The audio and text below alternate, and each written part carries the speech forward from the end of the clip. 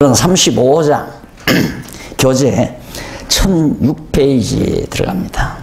한쪽 가로 3번 도피성에 대한 규례입니다. 민수기 35장 한쪽 가로 3번 도피성에 대한 규례. 35장 내용은 거기 지금 간단하게 그 제목 밑에 나오는 것이 이제 하나의 내용, 의미 분석이죠. 의미 분석 내용을 간단하게 소개했는데, 그 내용은 여호와께서 이스라엘 자손에게 가나안 땅에 들어가서 그 땅을 분배할 때 6개의 도피성과 그 외위의 42성을 레위인에게 주라고 명하신 내용이다. 간단하게 42장을 요약 정리했습니다. 도피성 6개하고 그 다음 레위인들이 살 수 있는 도성 42개 도성, 이걸 주어라. 아주 간단하죠.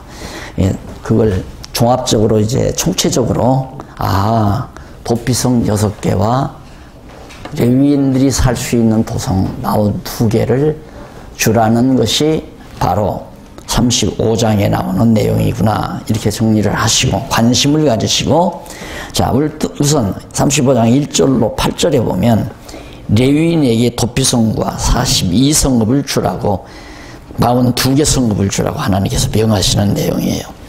그럼 도피성은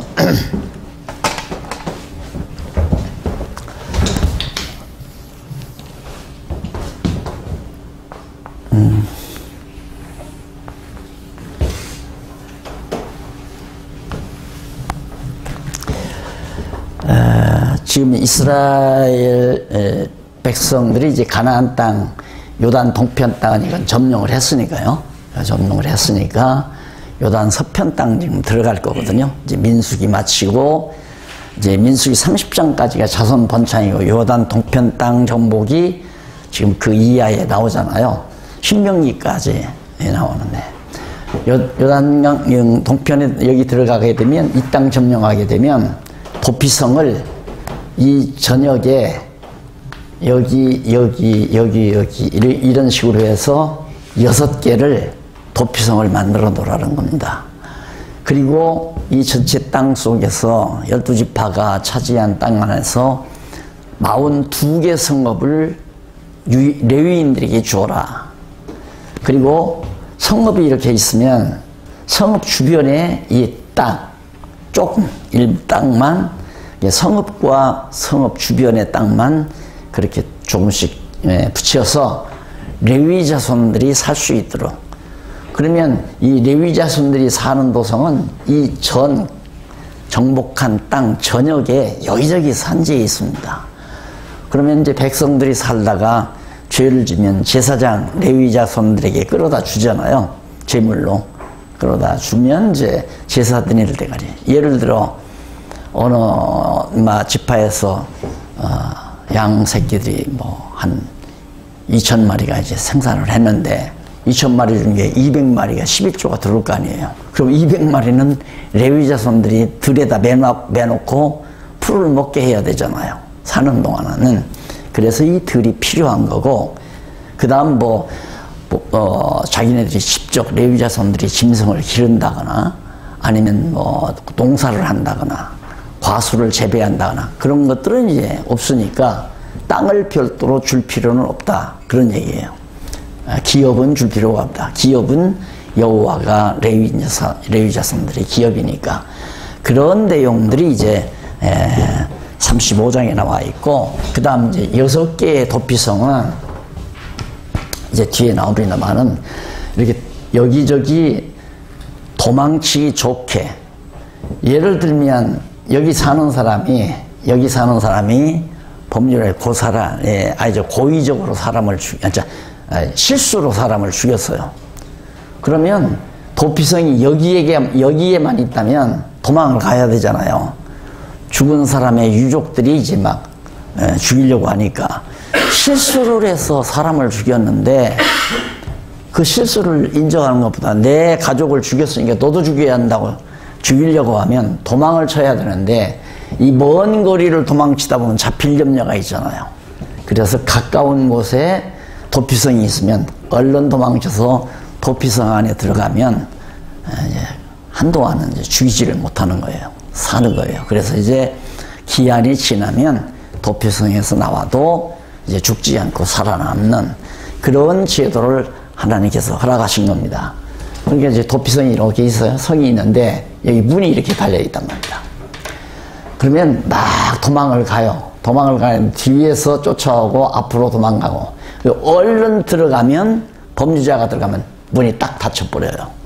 그러면 여기 뒤에서 쫓아가는 사람이 잡을 수가 없는 거죠. 그래서 이제 도피성에 가서 쉬게 편히 안심하고 이제 한 기간을 보내게 되는 겁니다. 이런 것들이 모두가 다 그리스도 안에서 우리가 삶을 얻는, 사실 뒤에서 뒤쫓아오는 사람은 사실 율법은 우리는 너 죄졌으니까 죽이야 한다고 그러잖아요. 율법은 범죄자를 죽이게 하는, 율법은 우리를 죽게 만드는 거니까 따지고 보면. 그러니까 죽이려고 하는데 결국 우리가 그리스도 안에 들어가면 율법이 우리를 죽일 수가 없는 그런 하나의 예표적이고 모형적인 의미를 이런 도피성 제도를 통해서도 가르쳐주면서 우리의 영원한 삶의 안식의 도피성은 예수 그리스도가 우리의 도피성이다. 그래서 그리스도 안에 있으면 어떤 것도 우리를 죽일 수가 없다라는 그런 깊은 의미를 도피성 제도가 간직하고 있습니다. 그래서 1절로 8절에서 그렇게 밝혀주고요. 그 다음 9절로 15절에 보면 1008페이지 6성읍을 도피성으로 정할 것을 모세에게 명령을 합니다.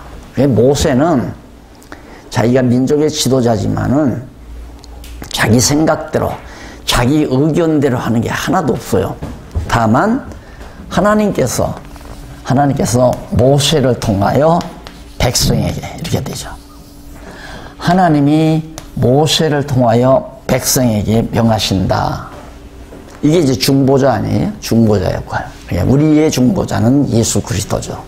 예수 그리스도께서 내 말은 내 말이 아니라 나를 보내신 이의 말이다. 요한복음에 나오죠. 그러니까 예수님이 오셔서 세상에 오셔서 말씀하신 모든 내용은 하나님께서 예수님을 통해서 하시고자 하시는 말씀을 한다. 이런 얘기예요. 그렇기 때문에 모세가 이스라엘 백성들의 중보자이듯이 오늘 우리는 예수 그리스도가 우리의 중보자이기 때문에 예수 그리스도의 말씀이 곧 하나님의 말씀으로 우리는 받게 되는 거죠. 그래서 모세가 이제 여호와 하나님께서 만들라고 하는 도피성을 명한 대로 만들게 되죠. 그 다음 이제 35장 16절로 21절에 보면 1009페이지 상단에 나오죠. 사람을 고살한 자는 반드시 죽이라고 모세에게 명령을 합니다. 사람을 고살한 자가 뭐냐? 고의적으로 살해한 자, 고의적으로 창을 만들거나 몽둥이를 만들거나 하여튼 무기로서 사람을 고의적으로 죽인 자는 반드시 죽여라. 예. 그래서 이제 그런 계명을 거기서 이제 하나님께서 명령하는 내용이고요. 그 다음 이제 우연히 사람을 죽인 자 1010페이지 나오죠. 상단에 우연히 사람을 죽인 자는 도피성으로 피하게 해라. 그래서 이게 이제 도피성이 바로 우연히 지난 시간에 말씀드렸나요?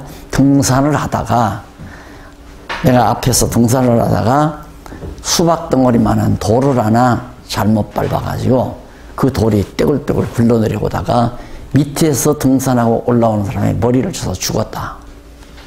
그럼 빨리 도망쳐야 돼요. 빨리. 그렇게 죽었을 때 그냥 있으면 유족들이 따라오다가 그냥 쫓아와서 보복을 하니까 빨리 도망쳐서 가까운 도피성으로 들어가면 생명을 유지하는 거죠. 그러니까 이것만 봐도 중심이 중요한 거 아니에요. 사람을 고의적으로 죽였느냐 실수로 죽였느냐에 따라서 완전히 다르죠. 하나는 죽이라고 하고 하나는 죽일 수 없다. 또 죽지 않을 수 있는 제도를 하나님이 만들어 주시고 그만큼 하나님께서는 우리의 중심을 보시지 외모를 보는 게 아니다. 사람을 죽인 행위만 본다면 실수해서 죽였건 고의적으로 죽였건 사람을 죽인 건 똑같잖아요. 그러나 왜 죽였느냐? 고의적이냐 실수냐? 이 차이는 사느냐 죽느냐의 중요한 관건이 달려있는 것이다. 그럼 하나님께서는 이렇게 정말 생명을 소중히 여기는 이유는 하나님께서 이미 아브라함과 이삭과 야곱에게 생육하고 번성하라. 생육해서 지금 60만 대군, 장정만 60만 대군이 이렇게 왔는데 자꾸 여기 들어가서 사람을 죽이고 막 마음대로 자기 마음에 안 든다고 살상을 하고 이렇게 하면 안 되잖아요.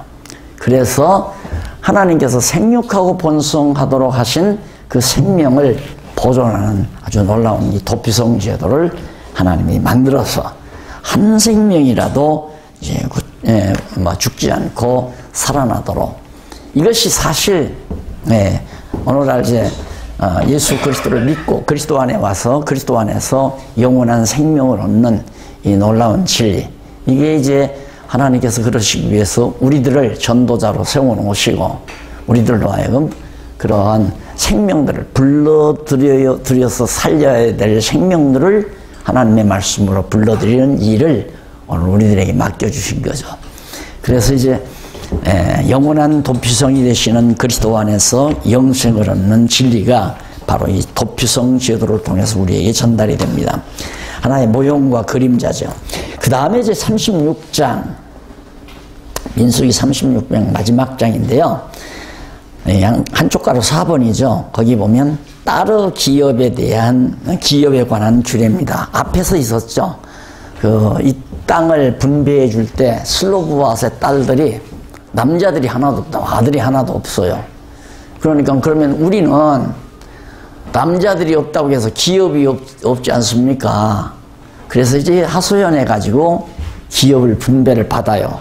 그런데 여기서는 어떤 내용이 나오느냐 하면, 예를 들어서 이 땅을 다 분배받았어요. 그러면 이만큼을 이제 딸들이 받았다 이 말이에요. 딸들이. 그럼 딸이 이쪽 베냐민 지파 남자에게 시집을 가요. 딸이 베냐민 지파 남자에게 시집을 간다 이 말이에요. 그러면 참 곤란하잖아요. 시집 가면 이 재산도 다 이리로 가니까. 그러면 여기는 예를 들어서 므낫세 지파의 기업이 땅이란 말입니다. 여기는 예를 들어서 이건 므낫세 지파에게 하나님께서 딱 배분해 주신 기업의 땅인데, 딸이 그 므낫세 지파 중에 딸만 있어가지고 기업을 일부 자기 걸로 받았는데 베냐민 지파에게로 시집을 갔다 이 말이에요. 그럴 때는 할 수가 없다. 이 땅도 베냐민 지파로 간다 그 말이에요. 그러면 그렇게 안 하려면 므낫세 지파의 딸이면 므낫세 지파의 남자에게 시집을 가면 상관없잖아요. 그냥 므낫세 지파의 기업이 딱 한 개가 지어져 있으니까 다른 지파로 갈 염려가 없다. 그걸 지금 일일이 설명해 주는 거예요. 자, 이런 걸 보면 거듭 얘기지만 이스라엘 백성뿐만 아니라 오늘 하나님의 백성들에게도 마찬가지고 영육 간에 다 마찬가지입니다. 신령한 의미에서도 영원한 하나님 나라의 기업을 우리가 이미 받았잖아요. 요한계시록에 보면 예수님께서 그런 말씀을 해요. 내가 지금 거기서는 상급으로 나와요. 요한계시록에 보면 상급으로 나오는데, 상급이란 말이 기업이란 말과 같은 뜻이에요. 기업. 그러니까 예수님이 지금 승천하셔서 모든 상급을 받아가지고 계시다 이 말이에요. 그럼 우리가 이제 다 부활을 승천하고서 하나님의 나라가 이루어지면 우리들이 다 이 기업을 다 같이 누리는 거죠. 같이 누리게 되어 있다 이 말입니다. 그러니까 주님의 몸된 한 몸으로서 주님께서 기업을 받아가지고 계신 그 기업은 내 기업이죠. 우리들의 기업이고. 그런데 이것을 이제 요한계시록에서 상급으로 번역해가지고 개털 모자가 나오고 뭐 황금 모자가 나오고 무쇠철 모자가 나오고 이런 소리가 나오잖아요. 각각에게 면류관을 씌워준다는 거 이렇게 자꾸만 얘기들을 많이 하는데, 그 부분이 번역도 잘못됐을 뿐만 아니라 머리가 하나예요. 그래서 설령 우리에게 금면류관을 주더라도 면류관을 손가락에다 씌워주는 법이 없잖아요. 면류관은 머리에 써야죠.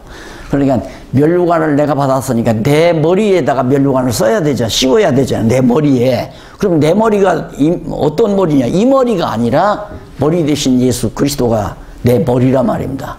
그래서 머리 대신 그리스도에게 면류관을 들고 상납드리는 거죠. 내 머리 대신 그리스도와 쓰십시오. 그래서 이 기업은 이미 딱 정해져 있어요. 네, 확정돼 있다 이 말입니다. 그러니까 옮겨가는 종은 만약에 내가 여자라 하십시다. 나 딸이라 하십시다. 예수 그리스도의 신부인데 그리스도에게 시집을 가면 기업이 안 옮겨가죠. 그렇잖아요.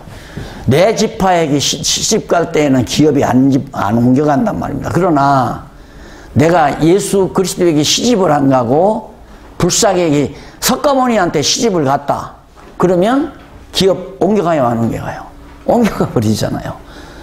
이런 하나의 예표를 이런 제도를 통해서 우리에게 잘 보여주는 겁니다. 그러니까 우리에게 배당된 기업이 불변하게 내 지파에 유지되기 위해서는 항상 우리가 영원한 신랑 되신 그리스도를 떠나지 않고 그리스도와 더불어 결혼하는 것이 가장 물론 그렇게 되지는 거죠. 우리가 하고 싶다고 해서 하는 건 아니지만 그래서 하나님께서는 절대 예수 그리스도는 자기의 신부를 버리지 않고 다 취하는 겁니다. 그러니까 여기서도 그렇게 므낫세 지파 자기 족속에 속한 딸이 베냐민 지파로 시집가려면 막 다 만류할 거 아니에요. 그렇게 가지 마라. 안 된다. 우리 땅 기업이 이쪽으로 간다 그렇게 되는데 너 가면 그러니까 우리 베냐민 지파 므낫세 지파 아들에게 내 마음에 드는 남자를 골라서 그리 시집가라. 그래서 이제 같은 지파들끼리 이런 것들이 이제 그리스도를 믿는 성도들끼리 부부 관계를 딸도 시집 보내고 아들도 장가 보내고 하는 그런 것과도 다 하나의 모형적인 예가 되지는 거죠. 그런 것들이 이제 36장에 그래서 1절로 4절에 보면 슬로브아스 딸의 기업에 대하여 두령들이 질의를 해요. 우리 딸 이렇게 됐는데 어떻게 됐냐 이렇게 질의를 하니까 슬로브아스 딸의 기업에 대하여 모세가 답변을 해줍니다. 그거 다 하나님께 물어가지고 다 답변을 한 거죠. 그래서 10절로 12절 보면 슬로브아스 딸들이 여호와께서 명하신 대로 그대로 순종하고 그래서 마지막 36장 13절 15페이지에 보면 이는 모압 평지에서 명하신 여호와의 명령과 규례다. 그래서 모압 평지. 자, 이제 요단강이죠? 요단강 가면 모압 평지가 바로 여기입니다.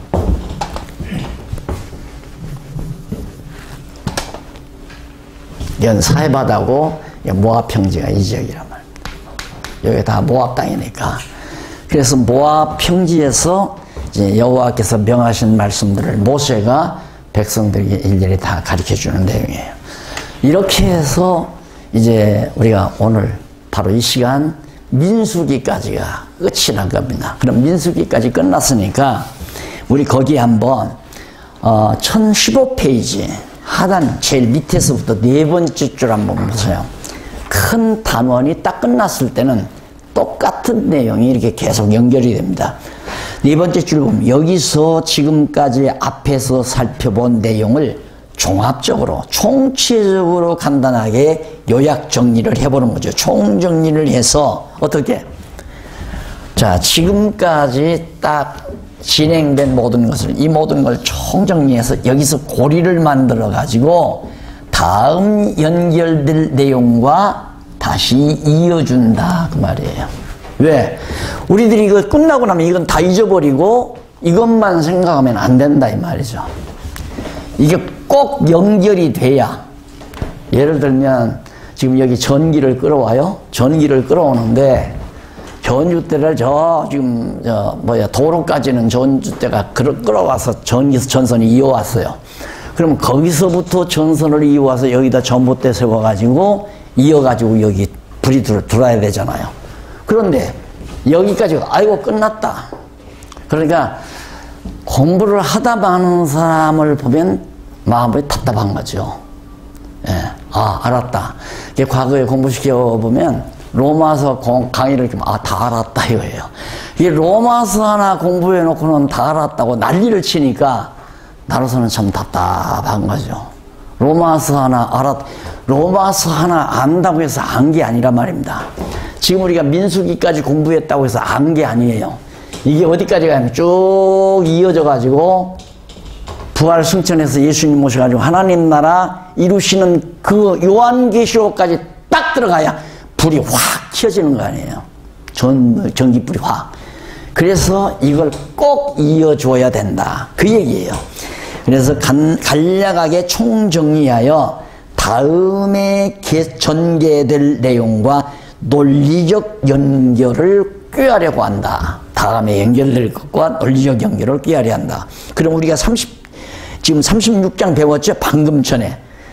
방금 전에 36장, 민수기 36장은 이제 므낫세 지파 길르앗 자손 가족 두령들이 슬로브아스 딸들 기업에 관하여 모세와 이스라엘 자손의 두령된 족장들에게 질의하고 이에 대하여 답변을 들은 내용이죠. 그 다음 줄바꾼데 보면은 1016페이지. 민수기 이제 33장부터 36장까지 폭을 더 덤벼요. 그러니까 36장만 얘기하다가 이제 36장에서 33장까지 여기까지 이제 넓힌단 말입니다. 이것도 요약 정리예요. 그리고 여기까지만 넓혀요. 여기서부터 이만큼 넓혀요.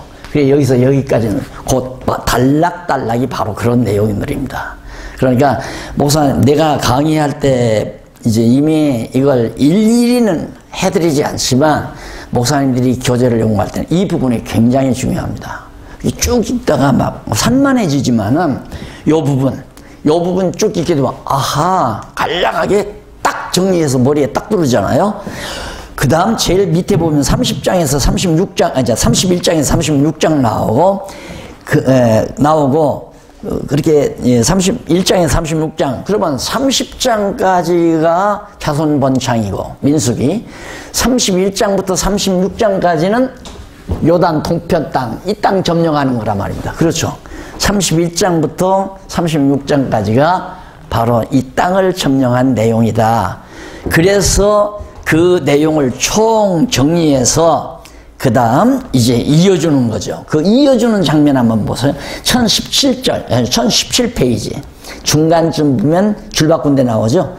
예수 그리스도께서 장차 재림하셔서 만국을 미혹하는 사단이 권세를 멸하시고 온 세상을 정복하셔서 천년 동안 다스리게 되신다. 계시록 20장 1절로 6절.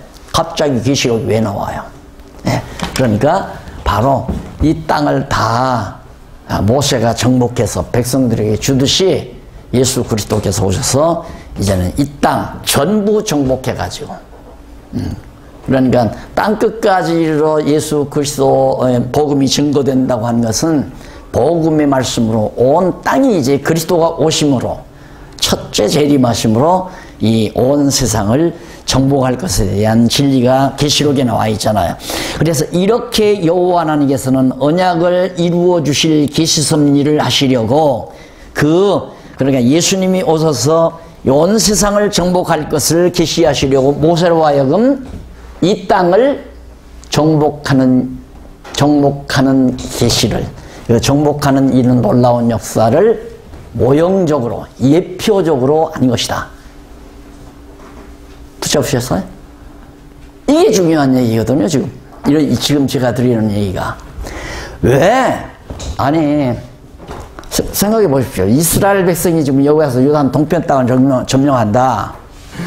아니 우리가 지금 우리 박 목사님 교회당을 다시 좀 지어야 되겠는데 땅 때문에 얼마나 심려가 있겠어요. 이걸 땅을 좀 어떻게 더 확보를 해서 주차장도 해야 되겠고 교회당도 더 좀 넓혀야 되겠는데 땅이 중요하다는 말입니다. 근데 그런 일이 성경에 기록됐다면 얼마나 좋겠어요.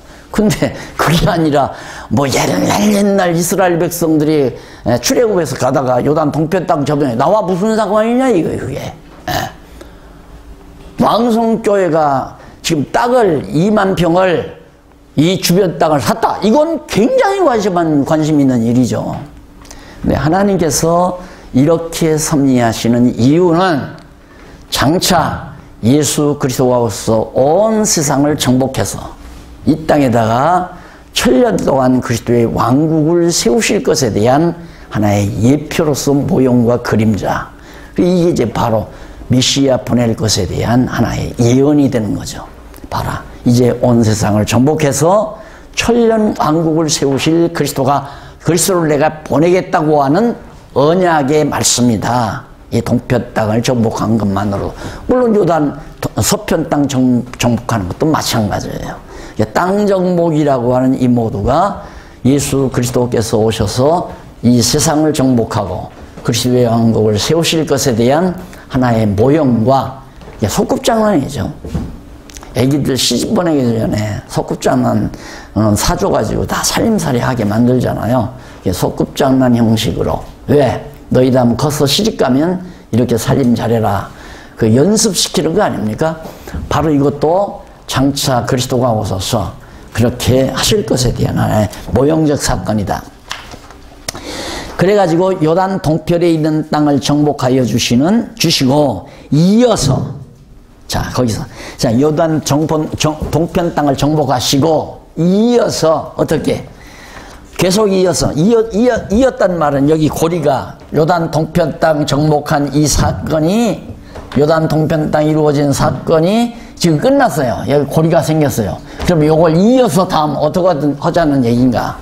그게 이어져야 한다 이 말이에요. 반드시 이어져야 된다. 이게 논리가 끊어지면 안 돼요. 절대 끊어지면 안 돼요. 그러니까 이 팔도 그렇잖아요. 이 어깨나 이 중간에서 신경이 끊어져 버리면, 신경이 마비돼 버리면 그냥 팔이 흘러오는 거예요. 움직이지도 못하고 이 팔이. 그냥 똑같아요. 성경을 볼 때 반드시 논리를 연결해 주어라. 이게 생명이에요. 그러니까 어떻게 우리 박윤민 목사님이 그걸 아셨는지는 모르지만 창세기부터 요한계시록까지 우리가 공부해 본 적이 없지 않냐. 그 말은 창세기부터 요한계시록까지 핏줄과 신경줄을 전부 연결해서 한번 강의를 듣자. 지금 늘 하시는 얘기가 그거 아니에요? 그게 생명이란 말입니다. 그런데 들었다 안 들었다 들었다 안 들었다 들으나 마나 생명이 움직이질 않아요. 들었다만 끊어졌다가 또 이어지는 게 아니라 끊어졌다가 또 여기 와서 한다만. 자, 전기줄이 한전 발전소에서 여기 전기줄 이어졌다. 여기 끊어지고 또 여기다 전봇대 세우고 전기줄 있고 또 끊어지고 전봇대 세워서 이어지고 여기 불이 들어와요? 안 들어와요. 그래서 공부하실 때 가장 중요한 것은 이어줘라 이 말이야. 이 논리가 어떻게 이어지나. 그래야 여기 또 환하게 불이 밝혀지죠. 환하게 불빛이. 이것이 관통된다 이 말. 내가 진리를 깨달았다. 환하게 진리를 깨달았다. 이어져야 깨달아져요. 그래서 지금 한 대목 요단 동편 땅 이어지고 그 요단 동편 땅 이어지기 30장 민수기 30장 마지막 판에는 어디서 창세기 1장부터 아마 민수기 30장까지 쭉 연결이 됐을 거예요. 뭘로? 자손 번창 언약이 이루어졌다 이거예요. 그럼 자손 번창 언약이 이루어진 것과 그 다음 땅 언약이 이루어지는 것이 이어져야 되잖아요. 하나님은 자손 번창을 이루어 주시고 계속해서 땅을 언약을 이루어 주시는구나. 정말로 여호와 하나님은 언약을 이루시는 여호와이시구나. 그게 깨닫는 것이 바로 진리를 깨달아가는 거란 말입니다. 그런 방식으로 요한계시록까지만 딱 관통이 돼버리면 천하 없어도 무슨 말을 해도 쓸데없어요. 너무 분명하고 확실해. 전기불 들어왔는데 한전에서 운영하는 발전소에서부터 정선이 이어져가지고 불빛이 들어왔다 이 말이에요. 그러면 완전한 거 아니에요? 그러면 성경이 진리고 관통된 거고 하나의 줄기에 의해서 성경이 아까 우리 목사님 회장 목사님 기도하실 때 그 기도가 그냥 귀에 싹 들어오더라고요. 하나의 논리체계로 하나의 줄기에 의해서 성경이 마지막 결론에 딱 결론 맺어지는 이 관심을 가지시고 목사님들이 계속해서 좀 때너지는 감이 있지만은 내가 이렇게 강의를 하면서 느끼는 것이 잘못하면 그냥 토막토막 알아듣고 한동안 창세기 듣고 이제 뭐 집에서 해도 되겠다 이런 분들도 있다고 그러고 들었다 말다 뭐 어제 안 듣고 오늘 들어도 되겠다 이거 아니에요. 그렇게 하면 하나하나 이 전주대가 이거 끊어졌는데 아무리 여기 전선을 많이 여기서 한 1m는 곳하고 1cm만 끊어져도 아무리 전주대를 많이 끌고 여기까지 전선을 이어와서도 불 안 들어요. 절대 안 들어온다. 쓸데없는 시간이라 해봐요. 그래서 반드시 논리를 이어주는 게 매우 중요하다. 그러면 여기 지금 딱 제2절 하고 절이 나오잖아요. 그러면 1절과 2절이 이어져야 되잖아요. 그럼 1절은 뭐냐면 요단 동편 땅 정복, 2절은 뭐냐면 이제 요단 서편 땅 정복이란 말입니다. 그러니까 호렙산 언약 재교육을 서편 땅 정복하기 이전에 여기서 이제 재교육을 시켜요. 자, 그러면 재교육을 왜 시키는가? 아시다시피 여기서 나오면서 여기까지 오는 동안, 지금 여기 오는 동안까지 여기 이제 조금 보면 40년 걸렸다고 그래요. 딱 나와요. 여기서 여기까지 40년. 그러니 오는 동안 여러 가지 시련과 역경 속에서 얼마나 많은 백성들이 죽었어요. 죽고 낳고 했는데 인구조사를 해보니까 여기서 나올 때의 숫자나 비스무리하게 됐단 말입니다. 그러면 결국에는 여기서 나온 사람은 다 죽고 광야 40년 동안에 태어난 사람들이라는 얘기죠. 그러면 이 사실을 잘 모를 거 아니에요. 물론 20살 미만짜리들은 뭐 홍해바다 갈라진 것도 봤겠죠. 애굽의 군마들이 막 뒤쫓아오는 것도 눈으로 봤겠고, 엄마 큰일 났어 하고 막 고함치는 애들도 있겠죠. 그러면서 자라나면서 그들이 이제 장가하고 시집가서 나와서 이제 60만이 여기에 또 채워진 거란 말입니다. 그러면 그들은 애굽에 종살이 하는 것도 어린 시절 경험했고 좀 한다 하지만 여기서 태어난 자, 여기서 태어난 자, 여기서 태어난 자 이들은 모른단 말이죠. 그래서 재교육이 필요하지 않느냐 반드시. 그래서 특히 이 시내산에서 받은 율법, 여기서 여기는 기간 얼마 안 걸렸거든요. 여기 와서 이제 하나님 말씀을 받았는데 이걸 전혀 모른단 말이에요. 새로 태어나는 사람들은. 그래서 여기다 놓고 호렙산 언약을 재교육을 시키는 겁니다. 시내산 언약의 재탕이에요. 쉽게 말하면. 그래서 재교육이 필요하다. 누구에 대한 다시 태어난 자. 왜? 요단 동편 땅 정복할 자들 아니에요. 요단 동편 땅을 정복할 거니까. 그래서 제2절 호렙산 언약을 재교육한다. 그리고 거기 보면 이어서 광야에서 세대 교체된, 아까 바로 제2절 바로 위에 두 번째 줄, 이어서 광야에서 세대 교체된 이스라엘 자손에게 호렙산 언약을 통하여 재교육을 시키는 섭리 내용이 바로 뭐냐? 신명기다 이 말이에요. 자, 그러면 신명기는 우리는 지금 창세기부터 공부해 왔으니까 출애굽기도 했고 민수기도 했으니까 레위기도 했고 민수기도 했기 때문에 우리들 지금 재교육 받는 거예요. 그러면 창세기만 지금 재교육을 안 하는 거지, 창세기는 이미 안 한 거니까 출애굽기부터는 요단강 건너서 그거 바로 나오거든요. 애굽에서 출애굽에서 오는 동안 쭉 그걸 과거를 회고하면서 가르쳐 주어요. 그러니까 과거에 창세기, 출애굽기, 레위기, 민수기를 못 들었던 사람도 오늘 강의 들으면 상당히 도움이 되죠. 이제부터 들으면. 그러니까 우리 이 교육은 끊어지면 안 된다. 반드시. 혹시 정말 어쩔 수 없이 결강을 했으면 반드시 노력을 해야 돼요. 여기까지는 전선이 왔는데 그 다음에 이거 어떻게 됐나? 그런데 하루 한 번 안 왔다가 여기서부터 들어갔다 필요 없어요. 들어갔댔자. 거두절미한 얘기니까 정말로 내가 들어야 될 내용을 놓치고 듣는다 이 말이죠. 관심사가. 그래서 이어가지고 반드시 들어야 된다. 이게 좀 안타까운 일이지만은 이제 공부하시는 중요한 포인트가 뭐냐? 이어줘라. 논리를 이어줘라. 핏줄을 이어주고 신경줄을 이어줘라. 그래야 팔이 움직이고 다리가 움직인다. 신경줄 끊어지고 핏줄 끊어지면 팔도 죽고 썩어 들어가고 움직이지도 못한다. 배워봤자 필요 없다. 파편지식이라고 하는 것은 우리에게 생명력을 못 줘요. 파편지식은. 이게 완전히 통째로 된 생명력 있는, 통째가 돼야 생명력이 있잖아요. 거듭 얘기지만 우리 인간의 몸이라고 하는 것이 신경과 핏줄이 막 손끝까지.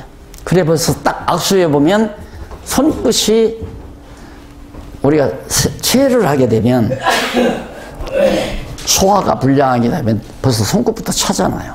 마비 온다는 얘기거든요. 그러니까 내가 건강한가 건강하지 않은가 하면 발끝과 손끝을 딱 확인해 보면 따끈따끈하면 지금 전신이 건강한 겁니다.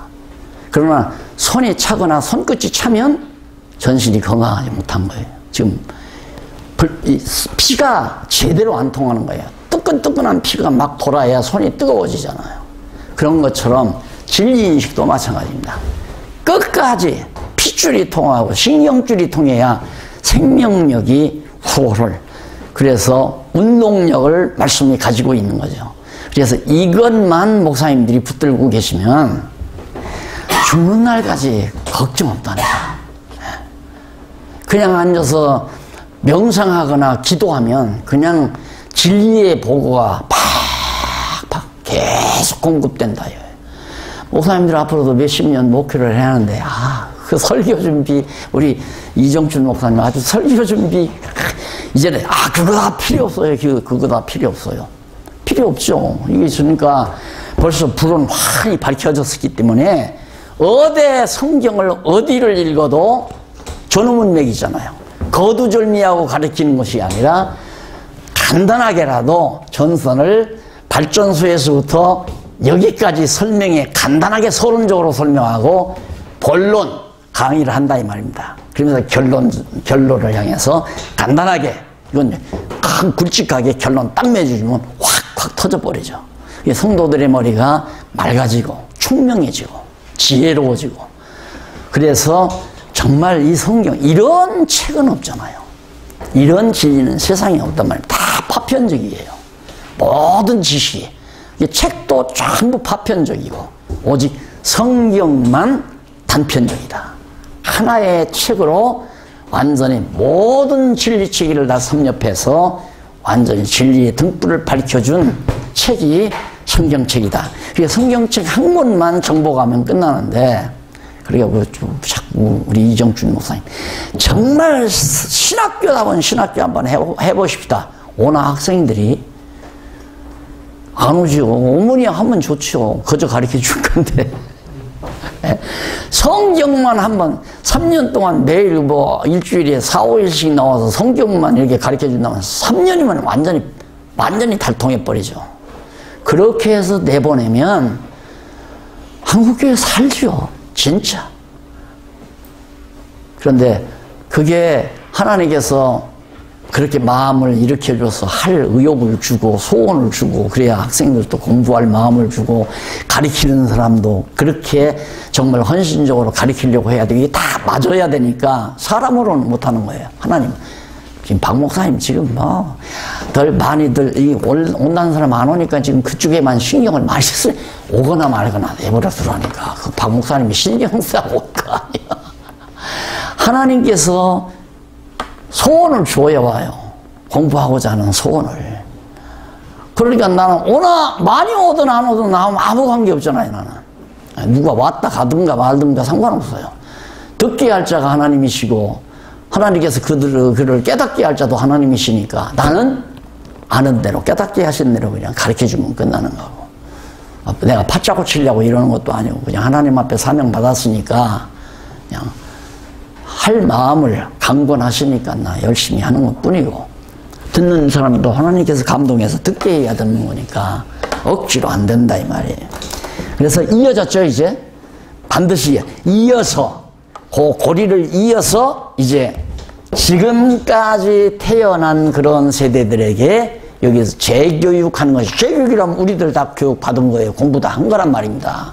우리들은 출애굽기로부터 레위기, 민수기를 통해서 공부 다 한 거예요. 그걸 지금 여기 마지막 모세가 이제 여기서 운명하기 전에 가나안 땅 들어갈 세대들, 여호수아가 데리고 들어갈 거 아니에요. 그런 세대들을 향해서 유언서처럼 하는 거예요. 그래서 신명기를 보면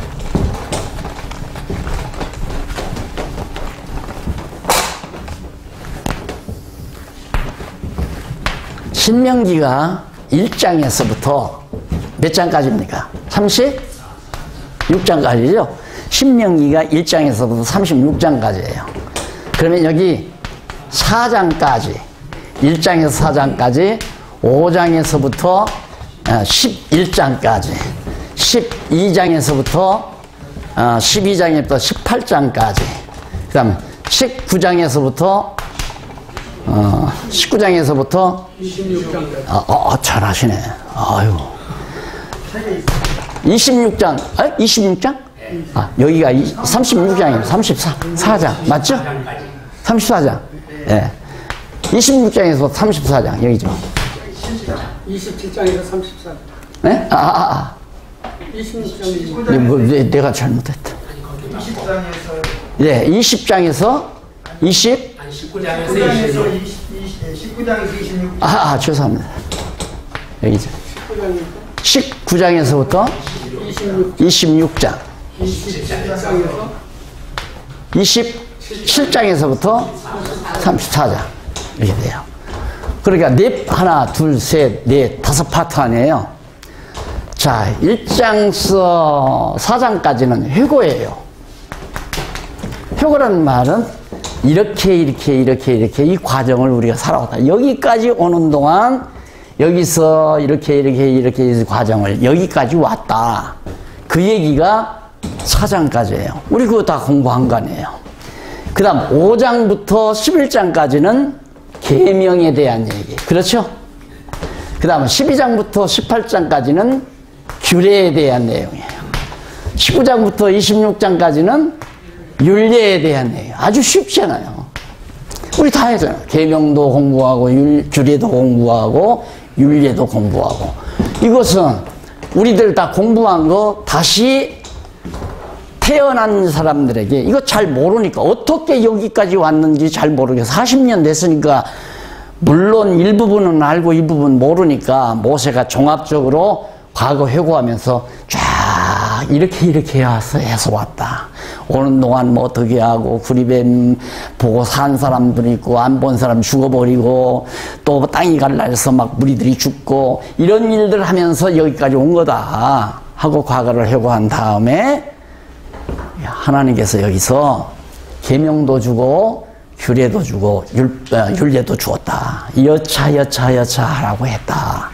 그걸 여기서 이제 유언처럼, 그러니까 부모가 80년이나 90년 살아면서 쫙 얻어진 지혜가 있잖아요. 지혜가 있으면 이제 운명할 날이 오면 자손들이 쫙 모여 앉았을 때, 얘들아, 내가 인생을 살아보니까 여차하다.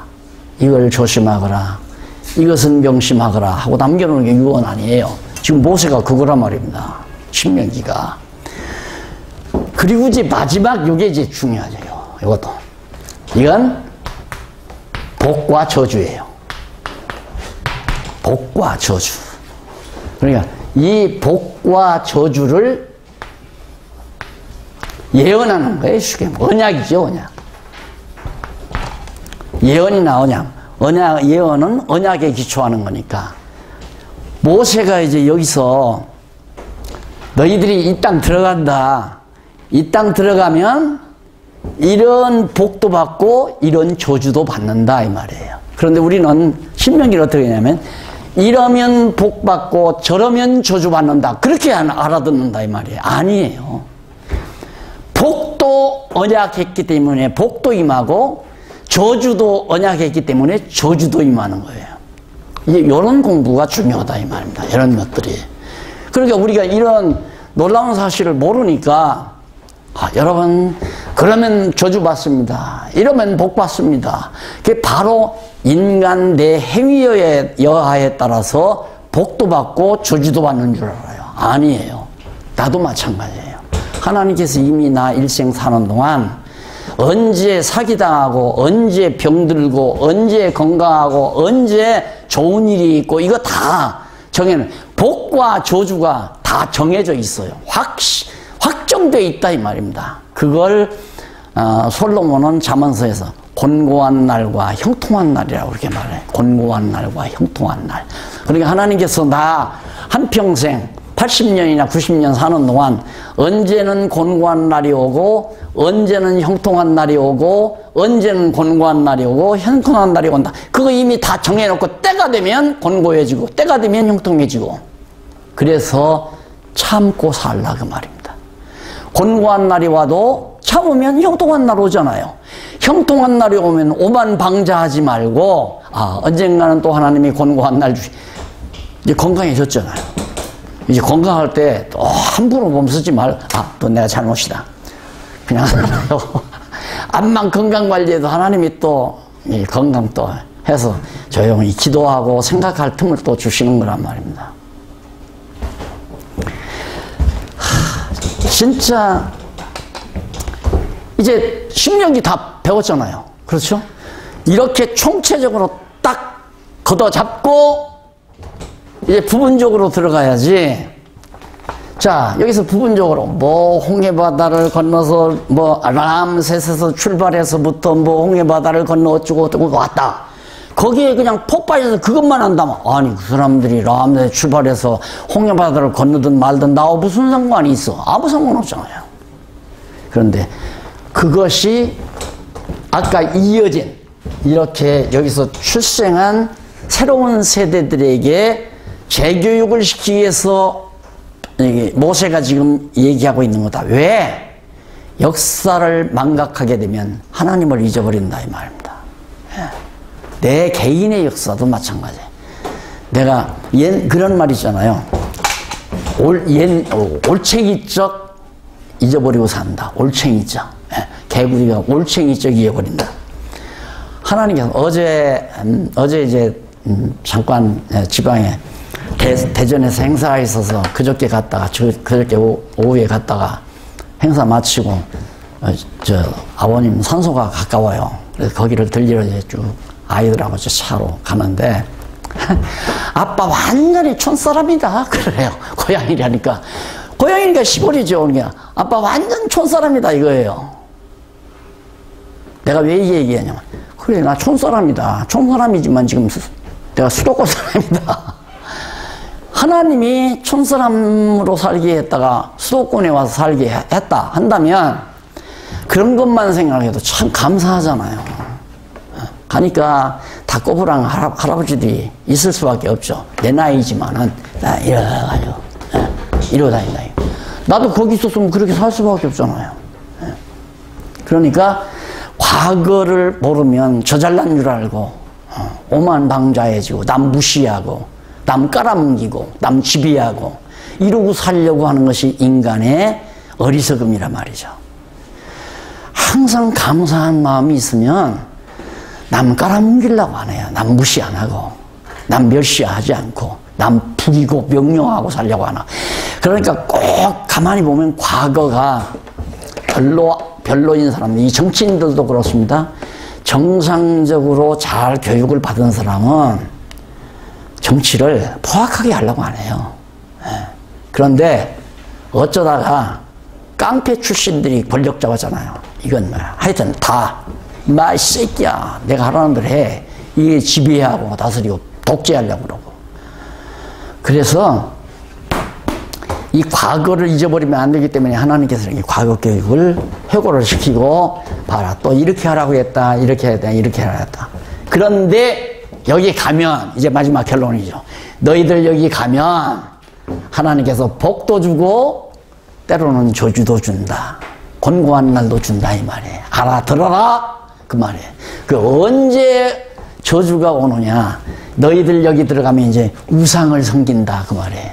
근데 그걸 이제 거기 나오면서 공부하겠지만 이 지금 나온 김에 얘기해야 목사님들 귀에 쏙 들어갈 거예요. 복도 주고 조주도 준다. 근데 복은 언제 주느냐? 너희들이 성전을 짓고 여호와 하나님을 잘 경외하게 된다. 그때 너희에게 복이 이루어진다. 복이 온다. 복을 준다. 형통케 한다.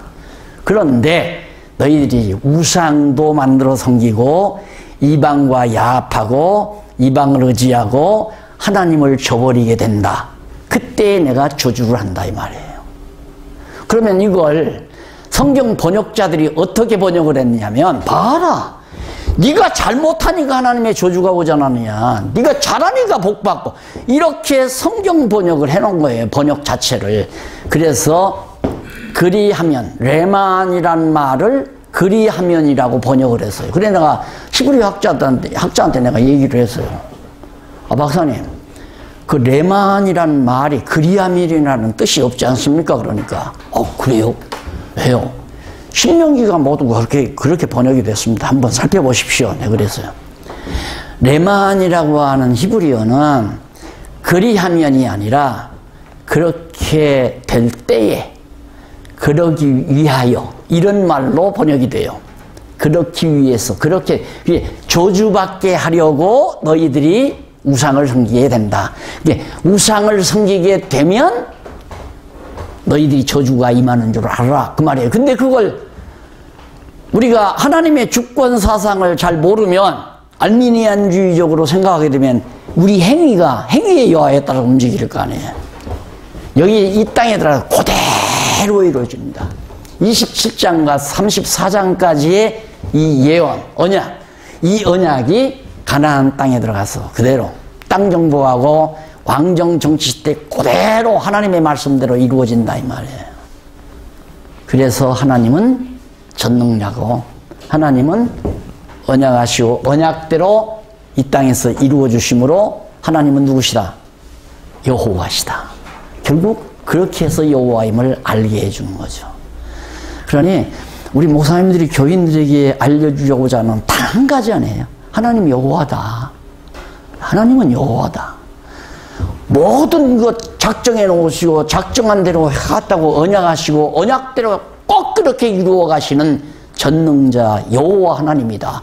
이걸 성도들에게 알려주려는 것이 창세기부터 요한계시록까지 가르쳐주는 목적이거든요. 얼마나 단순해요. 아주 간단하고. 그러니까 목사님들께서 성경을 가르칠 때는 항상 그 줄기를 향해서 쫙 오직입니다. 끝에 가서는 결국 하나님이 여호와다. 이 결론을 맺어서 성도들로 하여금 여호와 하나님 경외하는 지혜자로 만들기 위하여, 여호와를 경외하는 것이 인간의 제일 되는 본분아니에요. 그러면 내게 온 모든 성도들을 여호와 경외하는 자로 만들어야 되잖아요. 왜? 여호와를 경외하는 것이 인간의 제일 되는 본분이니까. 그게 우리의 목적인데, 그 목적을 향해서 성경 66권을 쭉 설명하면서 언제나 목표는 하나님 여호와다. 그러니까 지금 바로 여기도 그러잖아요. 복을 언약하시고 저주도 언약하시고 언약대로 이 땅에 가서 왕종시대에, 열왕시대에, 역대시대에 그대로 복도 임하고 그대로 저주도 임하니까 와, 정말 하나님은 언약하시고 언약을 이루시는 여호와이시구나. 결론이 그렇게 떨어지잖아요. 그러면 이렇게 해서 딱 공부하고 나면 머리가 트인 분 같으면 욕심 부리다가도 아이고 내가 왜 이렇게 쓸데없는 생각을 해. 걱정하다가도 걱정하면서 이제 잠이 안 와요. 내가 이렇게 걱정이 하니까 잠이 안 올 거 아닙니까? 그러면 자다가 내가 왜 이렇게 쓸데없는 걱정을 해. 내 마음대로 되나? 다 하나님이 어렵게 하시면 내가 어렵게 사는 거고 하나님이 부드럽게 하면 부드럽게 사는 거니 아유 다 하나님께 맡기고 오직 여호와만 바라보고 편히 잠들자. 이렇게 성도들의 생활이 변화가 된다 이 말이죠. 그럼 목사님들 얼마나 편안하겠어요. 주일날 오는 성도들이 방실방실 웃으면서 감사하고 찬양하고 여호와 찬양하러 오는 성도들 볼 때 그것만큼 목사로서 기쁜 일이 없죠. 제 기쁨은 하나 있어요. 나는 기뻐하는 일 중에 가장 기뻐하는 일이 뭐냐면 가끔 전화 와서 목사님이 행복해요. 이 말 듣는 것만큼 행복한 일이 없어요. 목사님 지금 공부하다가 전화 드렸어요. 너무 행복해요. 이번에도 좀 많은 성도들을 좀 대전에서 만났는데 이구동성으로 하는 얘기. 감사합니다 목사님. 행복합니다. 정말 행복해요. 요즘 공부 열심히 하고 있어요. 예. 잠깐 쉬었다가 차 한잔하고 본문 들어가십니다. 이제 10년기 다 공부한 거나 다름없어요. 간당간당 넘어가면 돼요.